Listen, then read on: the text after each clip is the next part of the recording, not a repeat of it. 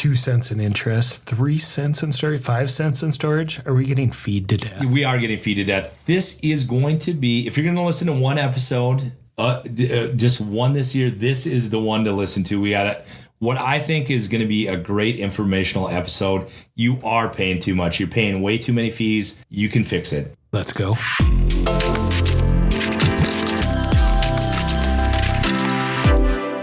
Welcome to Hedge Heads, where hosts Jon Prishman and Ryan Tungseth discuss commodity markets, hedging, and anything related to trading futures. Remember, the risk of loss in trading commodity interests can be substantial. These are opinions only and not trading advice.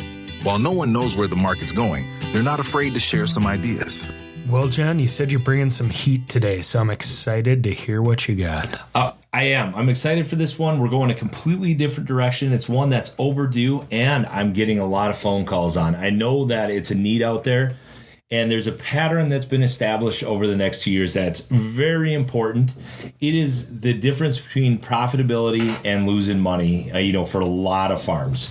That's important. Yeah, you're going to want to listen to this episode from the beginning to the end. There's going to be a lot of stuff that hopefully shed some lights on it, on certain situations. Everybody's farm's different. These are going to be generic scenarios, but you're going to get the gist of it and what I mean to do with this.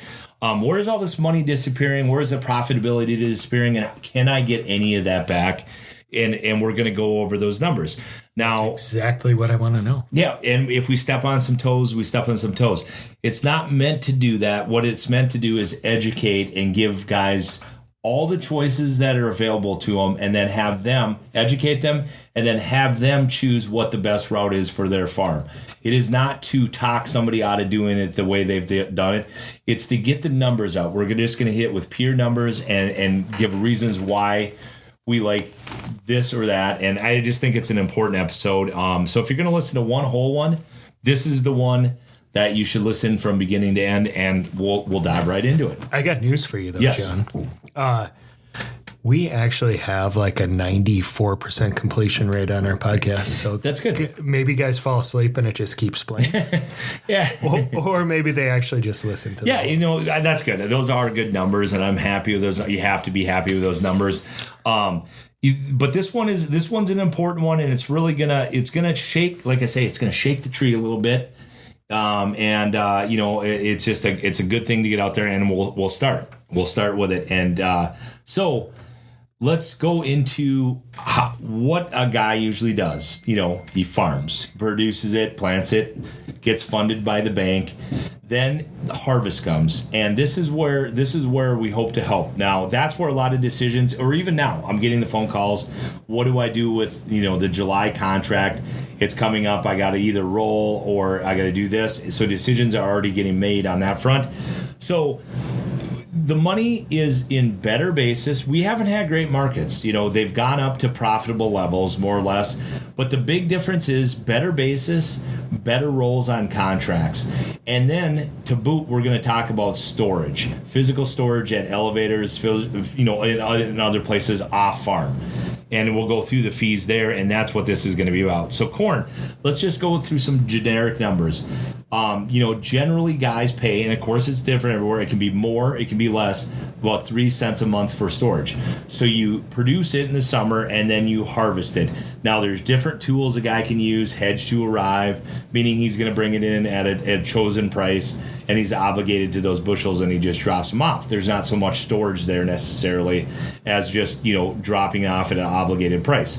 There's going to be guys that lock basis in and then futures later. There's a lot of combinations of everything, and that's not what we're necessarily going to go over.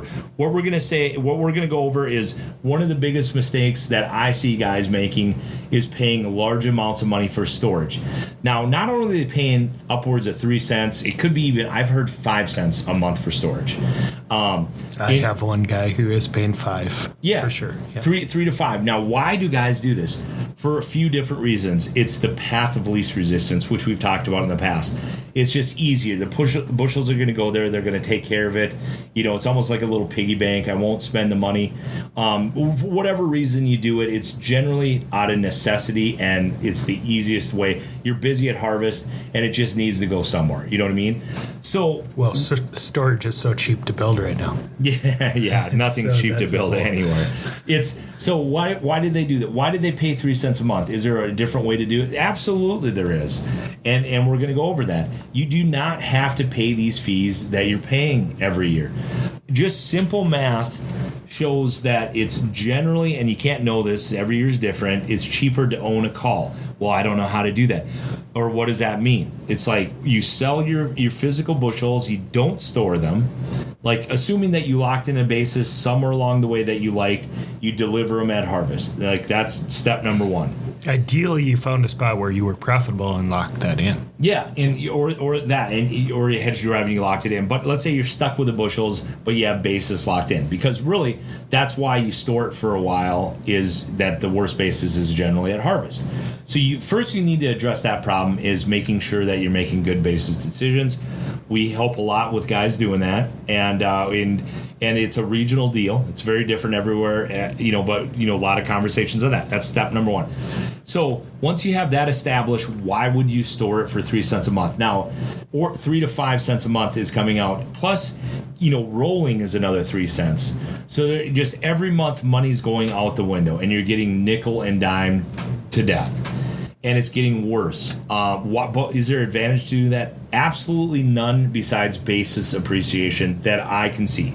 Of course, others are going to disagree. Certainly guys that manage these places are going to disagree. But I'm finding guys are wanting to get out of a lot of contracts that they've made because better basis or better this has come along. That's the good news. Demand's good, and you can't keep the pipelines bare for very long. But why would you pay 3 cents a month when it's cheaper just to own a call? And not only is a call better, it's safer, because you can let's say you put your corn in at $4.50 in the elevator, right? And you're paying 3 cents a month. The call right now is 3 cents a month, so they're very comparable. I just looked at a May call for corn, $4.65, 32 cents, 3.2 cents a month. But that's a one-time fee, and that's it. There's no roll fees. There's no anything fees. It's just simply 32 Well, there is cents. if you're still holding it next April or May. Yeah, so you have this $4.65 price locked in for 32 cents, right? Yep. And you have your upside open. Yes. So it's the same thing as storing it. And you're talking buying a call, not selling a call. Buying a call. Yep. So you got your call bought. That's 5,000 bushels for 3 cents. You store it at the elevator at $4.65. Let's say you're gonna store it for a while till May, because you want the carry there. You're paying that 3 cents anyway. Why is a call better? There's a lot of reasons. You get cash in hand, and you don't have to pay interest. I haven't even got into that. That is upwards of 3 cents a month. If you got really favorable interest rates, you might be paying a penny and a half, 2 pennies a month. But you're looking at 5 cents a month, so already the call's far superior when you factor in interest rates, or interest that they're paying on this. And of course, not every farm's doing this. We're talking about the majority guys that do this way. But then you get the cash in hand. You sold those 5,000 bushels. You have your basis locked in. The corn's gone. What about the upside? Well, that's what the call's for. You no longer need to store it because you have the call for the exact same amount it will cost you at storage. Less interest, less transaction fees rolling over. So you have this nice, clean. You only risk 32 cents on this call. You can't lose any more. Now, if you're storing it at the elevator, here's where the huge advantage is. If it goes to $4 by May or $4.20, you're going to lose 45 cents. Here, you're going to lose 32 cents. So you have less at risk. The principal can you're open to any downside when you just store grain. Where you have a call, you're only risking the premium that you paid for it. So that's advantage number 2, and that's a huge advantage. Now, when corn's this low price, it's not the biggest advantage in the world, But if you're doing this when corn's $5, it could be a huge advantage. And then the third thing is, well, I already kind of mentioned it. The money goes in your pocket right now. You don't have to pay interest, and you can pay on other things. And you're just streamlined. You just simply own this call on paper. You're saying the money goes into your pocket because you sold the physical up front, yeah, the physical. You get the check from the elevator, and or wherever. You don't have to wait all these months to get paid. You get paid. But my argument is it's the exact same amount of money out of your pocket, as it would be buying the call. What if we get a rally and I sell in December? That call that you bought is going to be worth more than you bought it for. You're going to get your money there. The 32 cents does bleed out eventually, but that will hold premium when you have time. Now, I don't want to make this confusing. We're just trying to simplify it as much as possible. So you're paying less money in this situation that we're looking at today than storing it at the elevator. Why would anybody store it at the elevator when they don't need to? They can simply, lack of knowledge. They don't know how to get an account open. They don't know how to do this. They don't know who to talk to.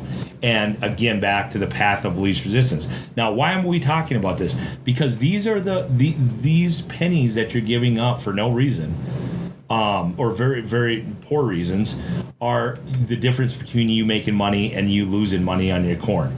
You should listen to this because this is what guys are. This is what I'm getting calls on. They wanna know how to do this stuff and not pay all these fees. They're getting sick of paying the fees, and the fees are only going higher. So this is a way that you can solve that. And let's get a little more advanced. What about those fancy accumulator contracts? Well, you can't do that here. Or can you? Of course you can. Am I a fan of the accumulator? Not really. No. I don't even understand them, to be honest. Okay, so what you have is a guaranteed fixed price. Let's say the futures are $4.90. They'll give you $5.12 for every day it's above a certain floor. Like you can't, just for this example, can't go below $4.70. You get knocked out of that. So they'll pay you a certain amount of $5.12 on like however many bushels a day. Now, here's where they get tricky. If it goes up above a certain price level, and it might be like $5.50 or whatever is in the contract, then you double up those bushels so you can get doubled up. So let's try to recreate this just generically using contracts that we can do, options, which is what the guys at the elevator are doing. So a simple way to look at this would be selling futures. Let's just say the price is $4.90 December, selling a put and selling a call. And let's say right at $4.90, let's say you get 35 cents for each of those. So you're selling the straddle. You're selling the straddle, yes, and then you're also selling a futures contract. Now, so that's again, do not do this. You need to talk to guys like us. I was just factoring the risk on that. Yeah, they're risky at the elevator. But the thing is, so when you get a higher price and you get the double up, here's where guys have had problems. It's usually because it's hot and dry and your yield's going down. So right when you need more bushels, that you can get less bushels, but that's not always the case. It could be you have a lot of bushels where you're at, just somebody else has drought. But just as a general concept, there's a reason why you get doubled up, and you usually don't want to. And then all of a sudden you got to come up with all these bushels. But so you're shorting a futures here, you're shorting a call, and you're shorting a put in December. So how do these legs work? So it's already complicated, and that's why I'll just do it at the elevator. But what the advantage of taking and starting to do these contracts yourself, and I'm definitely not recommending an accumulator, but I know that they're popular with guys. So you have 70 cents plus $4.90. Let's just say that's the best case scenario is we come to December, we end at $4.90 exactly futures. You get 70 cents in your pocket plus the $4.90. That's the best case scenario in our world. Now, in their world, the best case scenario is not $4.90 plus 70. If it adds that $4.90 with that accumulator, yes, you're going to get better than $4.90, the $5.12 or whatever they offer, whatever the number is, but they certainly aren't going to give you that 70 cents. There's a lot of hands out when it comes to that. The elevator is going to get their cut. The brokerage is going to get their cut. It's going to be cut by a number of different people, and they're going to want this buffer on whatever. you're not getting that 70 cents. You're probably getting 30 cents of that 70 cents, but you're taking the exact same risk as you're taking here, which is substantial. Because if it goes up, you're going to double. The short call is what gets you doubled up. Yeah.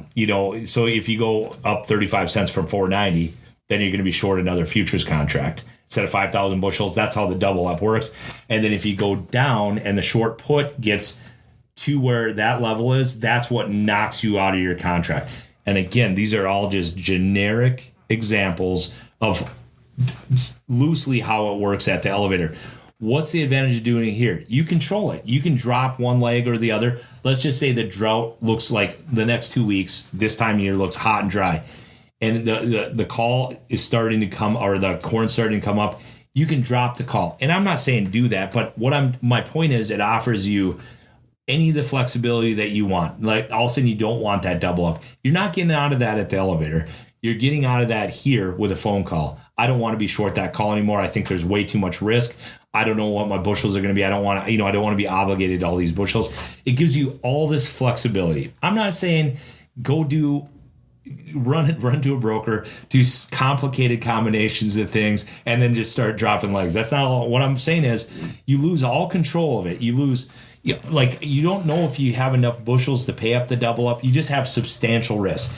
But you can do the exact same thing here, or very similar, have the same amount of risk and get a lot more reward for that. You're not going to get 512. You're going to get 490 plus 70 cents.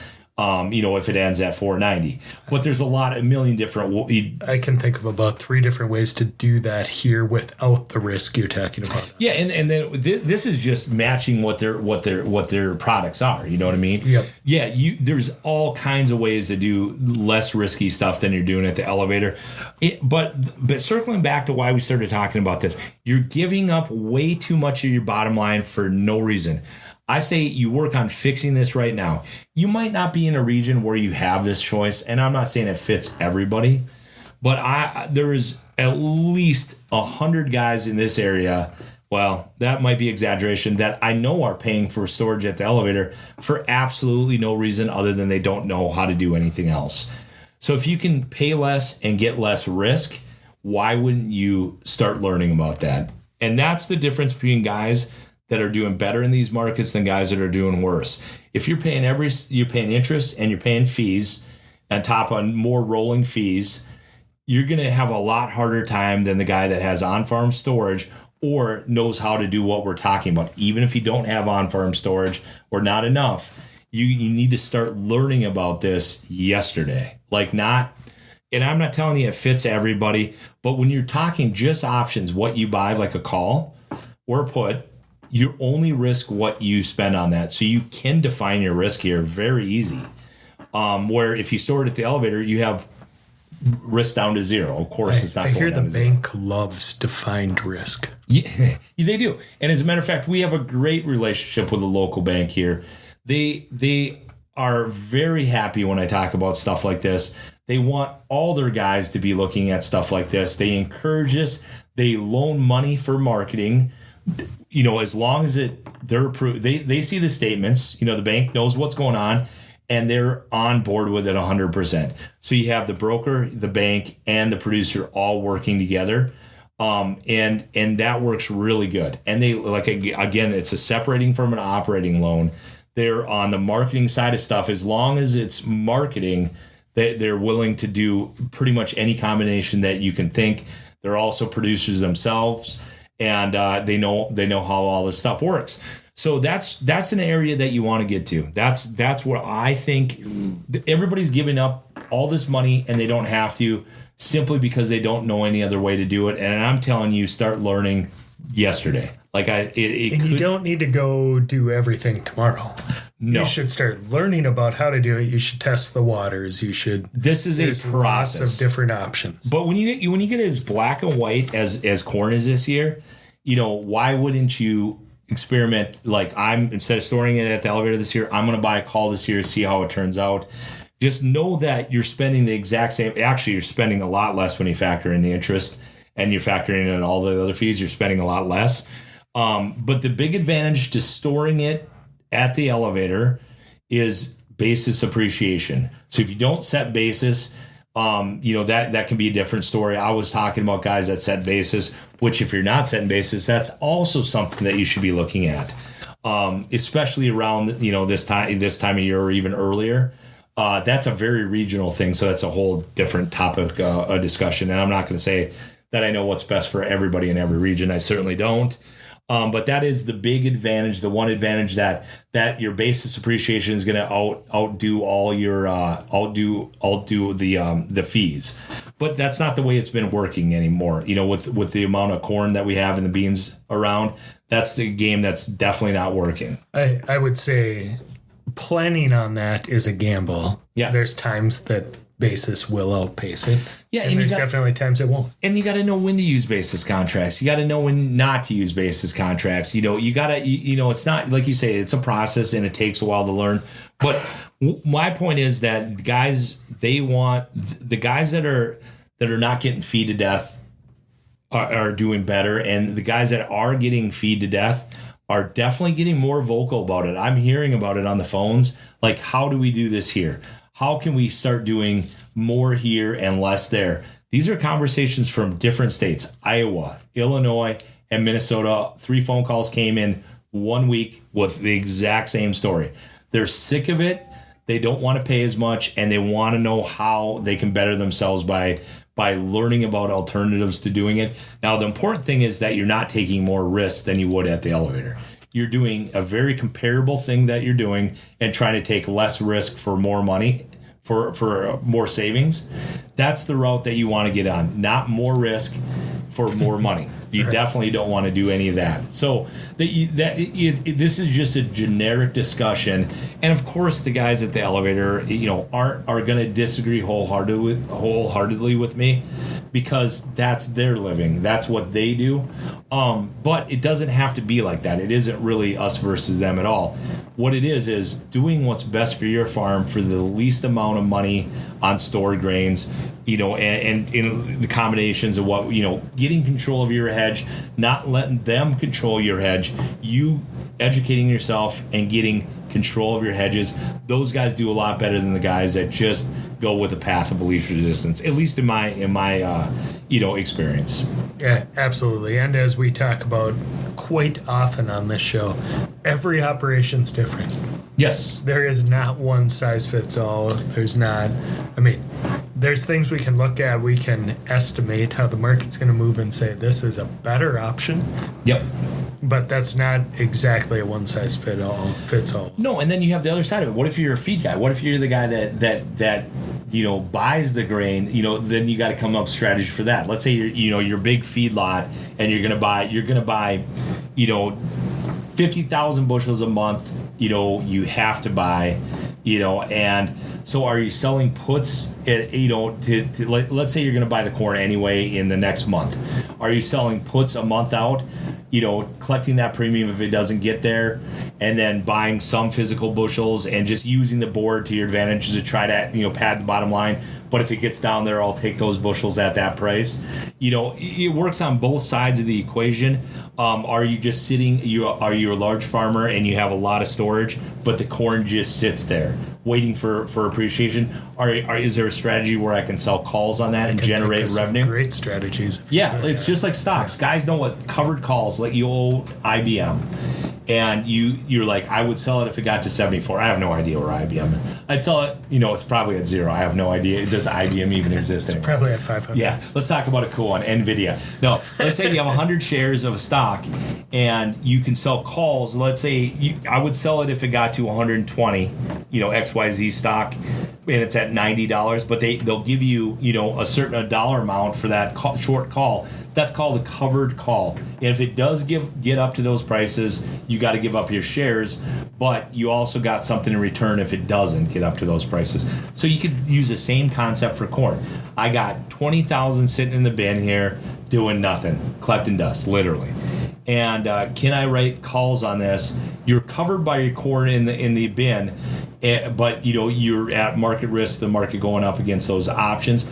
But it's better than not doing anything. Like, we're a little scattered here right now, but what I'm saying is there's a lot of different things you can keep on working at, keep your legs moving to make the price better throughout the year. Now, that being said, we've had some of the toughest markets that we've ever seen this year. Which is exactly why you need to find ways to save this 3 cents, this 5 cents. That's exactly 2 right. cents of interest, this new, if you, when margins are this tight, you have to find, and that's what's prompting these calls. Yeah, that is exactly. I didn't start this. This episode came from guys calling me, asking me alternatives.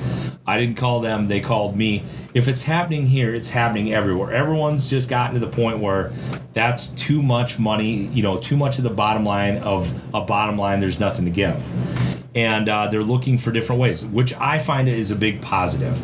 As long as you're hedging and you know what you're doing and you're educating yourself, there is nothing wrong with it. It's got this stigma and margin calls, and I'm scared of this.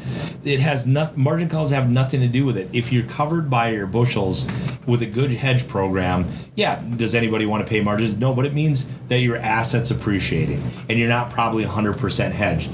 It's generally a good thing. I'm not saying margin calls are good, like you just want to go out and seek them, but you're covered by your bushels. It's got this stigma on it that it's at. And then if you're just in options, there is no margin calls. If you're not a producer, margin calls never fun, but they're never fun. They're never fun for anybody, but still, the guys that genuinely hedge, and I do have those guys that are just pure hedgers, right? They just look at the numbers work for the farm, and they hedge it in, and they pay their margins. And guess what? They're profitable because they know their numbers. And I would have if I was a producer, I'd have a hard time doing that, as strict as they are. But other guys, that fits them perfectly. I'm more of a fair weather hedger. I'm going to hedge when it's to my advantage and use the tools that I have here. And then I will do the cash market when it's my advantage. And then I'll use the elevator contracts when it's to my advantage. Like, I want to be like a multitasker, and I want to use all the tools to when it benefits me, not when it benefits them. They need your grain. They're going to give you a better price. The more people get educated, they're going to give you a better price, better basis appreciation when you can defend yourself. Like, if you're just giving all these bushels and the pipelines are constantly full, you'll never get any appreciation of anything. But anyway, that's the long story short is you need to tighten up your numbers, and there's a glaring weakness that guys have, and that's just running it to the elevator and paying 3 to 5 cents a month plus interest. It's a losing way to market grains when you have these lower prices. It just is. There's much better alternatives that have less risk. Why wouldn't you at least try to learn about it? And like you said, don't dive right in. Don't go on Robinhood and just start trying to recreate all this by yourself. Definitely work with people that are doing this every day. And if you don't know where to find, you can definitely call us, and we'd be more than happy to talk and educate you and get you to a level where you're comfortable with. And then at that point, maybe talk about opening an account, and then it's a whole process. It's not something that you dive into. What happens a lot is guys get a hot tip. They do something, they get a margin call, it didn't turn out the way I'm never doing that again. And then they give up on that. I'd rather pay 10 cents a month, because I didn't understand something. Or they come in and sell 10 hog calls. And wonder why they get a phone call. Yeah, they raise corn and then they sell hog calls. Yeah, it's generally if you're getting margin calls and you're not covered by it, that's not hedging. What we're talking about is just strictly hedging and tightening up the numbers. You can do it for far less today than you can do it at the elevator. You should look at those numbers. Now, that's not always the case. Sometimes the elevator is going to be cheaper, and that's what I'm talking about. If the elevator is cheaper and you don't want margin calls and you want all your hedging there in volatile years, use the elevator. Just know when to use the tools when. I'm not saying don't use the elevator. I'm saying don't just fall into this trap that you're paying way too many fees. But it is nice to see this organic movement that guys are really interested in learning more about it, and they do not want to do the same thing they're doing for two reasons. It's expensive and it's not working. Right. So absolutely. So hopefully it was helpful. There is a way out of it. This year's been challenging to say the least. But I liked what we saw this morning. Did you see how the grains opened this morning? A lot of people missed it. I did not watch the open this morning. I did see. I heard that you're up 10 cents. Yeah, I heard you at the front of the office pretty busy, so I figured. So it was crazy. Beans opened down 10 3/4, or it closed down 10 3/4 at 7:45, and then corn is down like 1 3/4. It's down 3 overnight, but and 1 3/4. Then I think it opened up. What was it? 10.5 cents up in beans. So that's a 20-cent. That's where it closed too. Yeah, that's a 20-cent difference from where it closed a half hour earlier. Now, nothing officially came out.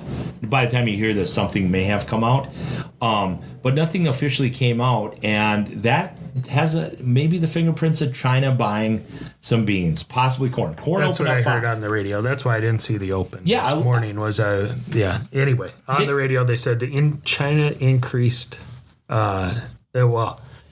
Increased signals of buying was how they phrased it on the radio. When they're seeing it in futures too, that this is how 2020 started, but it was August. It was in the bearish report. Yes. But the guys on the inside tend to know before you or I, unfortunately. And that's what this buying looks like to me so far. Now, I'm not saying that China's going to go in there and change the market, but you have had 2 days where they could have killed it in the morning. And not only did they kill it, as soon as that market opened up, they were on the buy button without hesitation. This morning was a lot more than yesterday, and yesterday was impressive. Opening down 6-7 and quickly going up on the day. So you're starting to see these buying the dips. Now, what I don't like about it is in 3 days from now, one of the worst seasonals of the year shows up for grains. Yep. And, we sold off quite sharply. That's why we got to pump it up. Yeah, it's pump it up to resell it. Yeah. And we do have plenty of moisture. And then you're going to hear guys talking about too much moisture in areas and stuff like that. We haven't had a good heat dome, man. No, heat dome got delayed here. That might come later in the summer. We have a lot of weather ahead of us. We don't know what this crop's going to be. You're going to hear too much moisture in one area, not enough in another. We have no idea what this is. We already saw what happened in the wheat crop. Kind of keep an open mind. Would I say this is an easy market? No. But now we have the Iran deal out of the way for at least 60 days. Or at least. We do? Yeah, at least it feels like we could. Oh, I heard now they're going to get bombed back to history.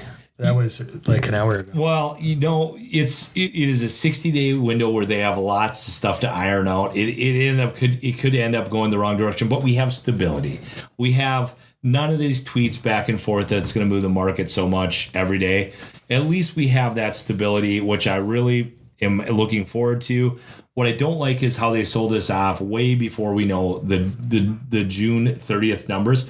By the way, we talk a lot about straddle strangles. This is a report that you might want to go over the numbers for. I haven't even looked at them, so I'm definitely not recommending it. But you're going to get a volatile movement out of corn or beans, meaning the acre is going to shift to one or the other. Most likely, beans are going to get more acres, corn is going to get less. And this is a classic volatile. It looks like a volatile report. So you want to buy volatility into the 30th, not sell it. And I don't know that, but I'm just saying generally speaking. So is a put and a call like basically caller, is that going to pay? We'll dive into the numbers for Wednesday's Insider, and we'll go over whether that looks like something we should look at for the report or not. But that June 30th report usually has tremendous volatility. Not always. Sometimes they have the numbers right. But boy, you've seen some limit moves after that one. I look forward to that report. We don't even know what the stinking corn acreage is. We don't know what the which is crazy because it's June 16th. Yeah, this is a year where truly the acreage is a mystery. Last year, it felt like a lot of corn acres. Looked out the window in the car, there was a lot of corn acres, and in the reports there was a lot of corn acres. This one's a lot more mysterious. It really is hard to determine what we have out there. But we lose 1.5 million acres in corn, that's going to change the numbers overnight. All of a sudden that 183 looks like a tall order, and we're at 180 with 1.5 million less acres. We're already way too cheap. So we are on a razor's edge in both beans and corn. So expect a lot of volatility in the end of that report. But hopefully this is overall somewhat educational. We only touched or scratched the surface of the journey. If you're going to decide, that you want to learn more about it. We've only scratched the surface of the possibilities that you can and the combinations that you can come up with. But we started off very simple. and try to point out how you're paying way too much for storage for no reason other than it's your safety blanket. And you're going to want to start looking at alternatives, comparing the numbers, and then making the best decisions for your farm. If you don't, it's not going to be good news for you. Absolutely. Well, John, we better wrap it up there. That was a whole lot of info, so I don't want to dive into any other markets on this episode. We'll save that for another time. But I can't think of a more important episode than this one. Oh, I agree. It's something that you really should take to heart. And again, if you don't believe me, simply look at the numbers. You don't have to talk to me about the numbers. Look at the call prices even today versus what you would pay at the elevator for the same amount of storage. And do your own numbers, and then get back to me. And, I'm not telling you anything that isn't easily proven one way or the other. What I'm saying is definitely you need to tighten up your numbers. That's where all the profits are. Better basis, better rolls, better storage. Those are where guys' profitability is. You need to improve it and work on it. And we're more than happy to answer any question. 218-731-1578. Thanks, John. Yep.